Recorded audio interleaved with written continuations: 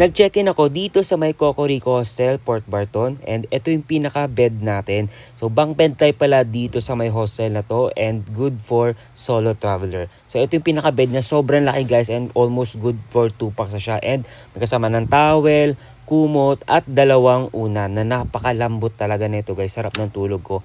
Meron din siyang ilaw sa loob ng bed, of course meron din siyang saksakan ng USB and ito may mini table din and dito ko nilagay yung travel altar ko. Dito naman tayo sa may labas ng bed natin. So meron tayong assigned na locker. Kung ano yung number ng bed natin, yun din yung number ng locker natin. And dito guys, kasya yung small luggage natin. And I think yung medium luggage, kasya rin dito. And may extra lagyan pa sa taas. So dito naman tayo sa may CR natin. So dito sa CR, merong tatlong shower room.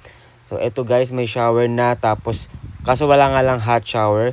Pero meron silang toilet na hiwalay at meron din silang bidet. Dito naman tayo sa may bandang sink. So dito na yung pwede mag-toothbrush, tapos pwede maghugas ng kamay, meron hand soap na din, and meron silang malaking salamin. And outdoor pala tong CR nila. So ito naman guys, kitang-kita nyo yung puno nandito sa gitna. At meron din silang sampayan dito ng mga basang damit.